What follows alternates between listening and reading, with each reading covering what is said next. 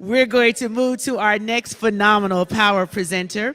He is a seasoned serial entrepreneur, accredited private investor, philanthropist, author, public speaker with over 25 years of experience and success in business. Please welcome to the stage Dr. Terrence Cash, chairman and founder of Greenlight Corporate Groups of companies with hidden keys to business success, wealth, and financial fulfillment. 3 years before birth, his oldest sister died of lupus. She was only 7 years old. 1 year later, his mother had an ectopic pregnancy. At the time, doctors recommended she have a complete hysterectomy. His mother mounted an articulate argument to keep her last remaining fallopian tube and ovaries, which miraculously resulted in his birth. When he was 2, his mother and father separated for good and divorced. He didn't see or speak with his dad until he was 13. Through high school, with a 98% overall average, he excelled at advanced classes in math, science, and English. He was accepted in the rigorous electrical engineering program at Rochester Institute of Technology. This world-class university included an 18-month requirement of real-world experience in your field of study. After his graduation, he enjoyed management and directorship posts at several multi-billion-dollar defense and high-technology companies. After excelling for 7 years in post-graduation, he benefited his employers with tens of millions of dollars in complex technology designs and sales negotiations. Unfortunately, just 6 months later, he was unceremoniously laid off. With his traditional workplace disappointments as motivation, he launched an information technology company which languished for 5 years. Fortunately for him and for us, he went on to meet thousands of wealthy and successful entrepreneurs who shared their proven practices and wealth principles. 16 years later, that once failing business was now producing over $30 million in annual revenues. Ultimately, after considering a 9-figure IPO, he enjoyed a private sale of the business for 8 figures. After retiring briefly for 4 years, he considered the many hidden secrets and wealth principles he learned from the rich. This resulted in Greenlight's proprietary no personal gain success formula and framework, which he now shares with the world. Now in its 7th year of operation, Greenlight is a multi-million-dollar pioneer and a leading provider of business success, financial empowerment, and wealth creation solutions for over 5,300 clients worldwide. And now, seasoned serial entrepreneur, accredited private investor, business, money, and wealth coach, best-selling author, philanthropist, and Presidential Lifetime Achievement Awards recipient from President Barack Hussein Obama, I present to you Greenlight Chairman and Founder, Dr. Terrence Cash.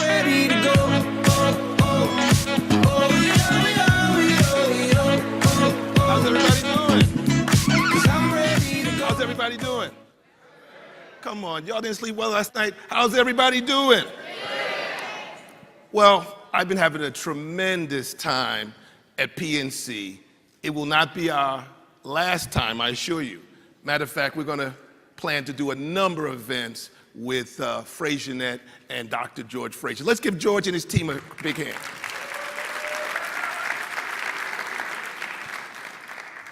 How many of you out in the audience are business owners or entrepreneurs?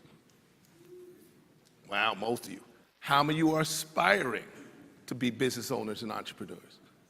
Just one person? Okay, we got a few.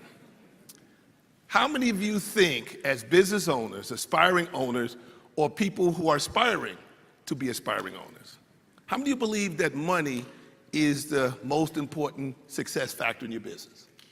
Let me see a show of hands, please. How many people you think money's the most important factor? What about intellect, your smarts? How many people think that's the most important factor? Anybody? What about work ethic? All right, see, I would almost put my hand up because if I didn't know the answers, because my team will tell you my work ethic is legendary. You will not outwork me. Now it's almost 30 years in the business. So what about sales and marketing? How many people think sales and marketing is the number one? Okay, you are not wrong.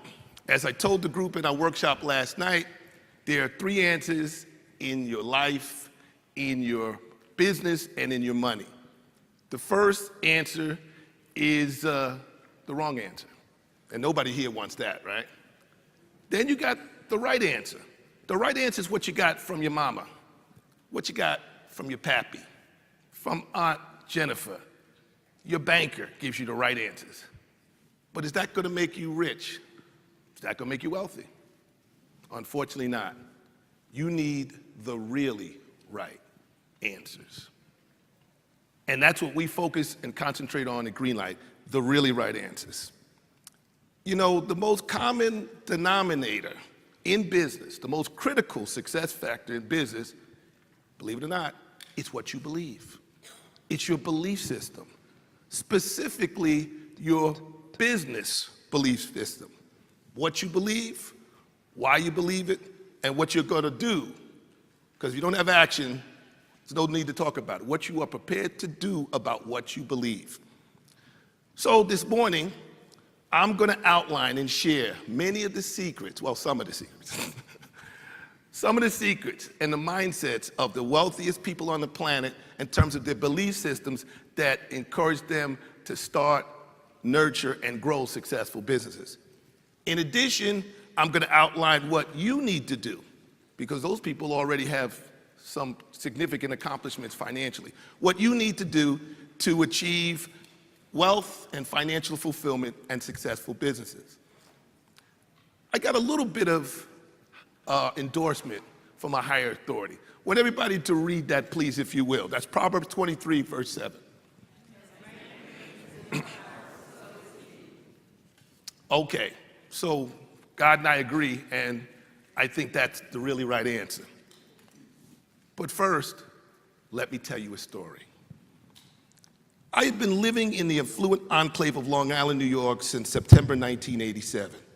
The subdued section of high-end retail shops and tree-lined homes where I lived was mostly popularized by its elegant and stately golf courses nestled on the coast of Long Island's South Shore, just 1 block away. It was here, before the defense industry bubble burst, and I lost my $80,000 a year engineering management post after the merits of 4 years of exemplary work performances, that I found out that I was the lead actor, not a sub-actor, not a side actor. I was the lead actor in this little play that showed me some of the devastating effects of being in the workforce. Of course, the typical subjects here included hundreds of hours of unpaid overtime. They ain't paying me for overtime, y'all. Over 300,000 business travel miles. They kept me away from my family, y'all. And my recent acquisition of over $2 million of unexpected revenues for the firm, just 6 months before my forced exit. So in other words, I made all this money, I did all this travel, and they still laid me off. Well, it wasn't about the money. Well, it wasn't just about the money, but rather the spirit of ease and detachment with which an employer can suddenly and with no warning send a valued worker's world spinning into unreserved panic.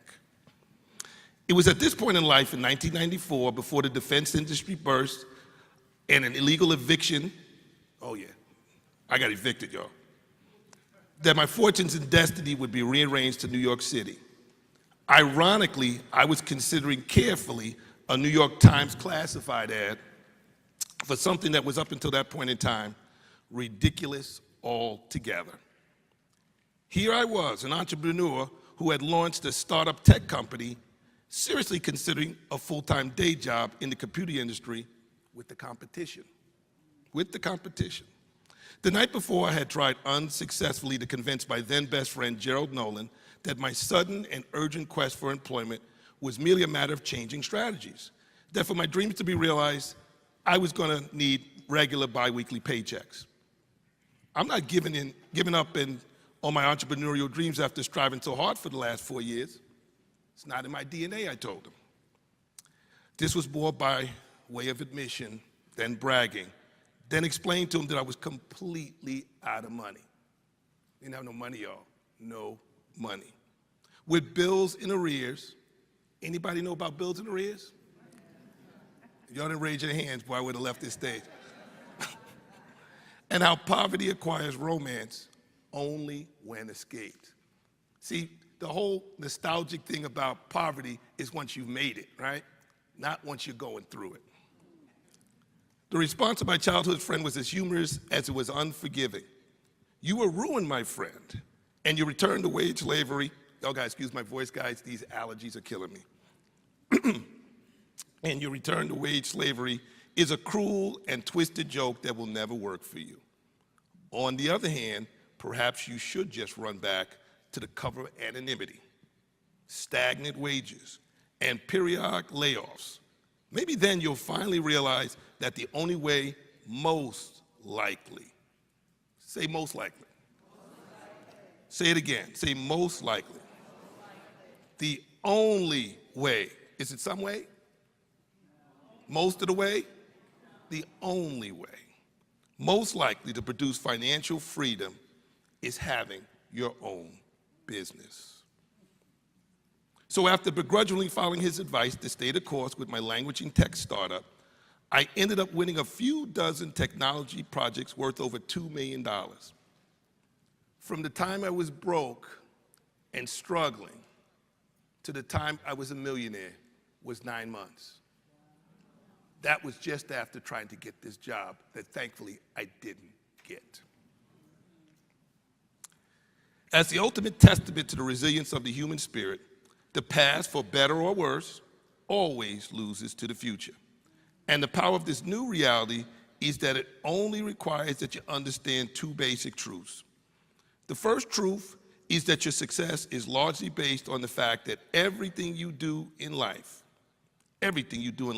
serves to create the future or to relive the past. The second truth is that true freedom, say true freedom. True freedom in life is measured mostly in the things that make you healthy, make you happy, make you money. Say healthy, happy, and money. Think about it just from a logical point of view. If it's not making you healthy, and it's not making you happy, and you ain't making no money, why in the world are you doing it? So that's your priorities for life. If you don't remember anything else about this talk, you remember that. If it's not making you healthy, it's not making you happy, or it's not making you money, I wouldn't be doing it.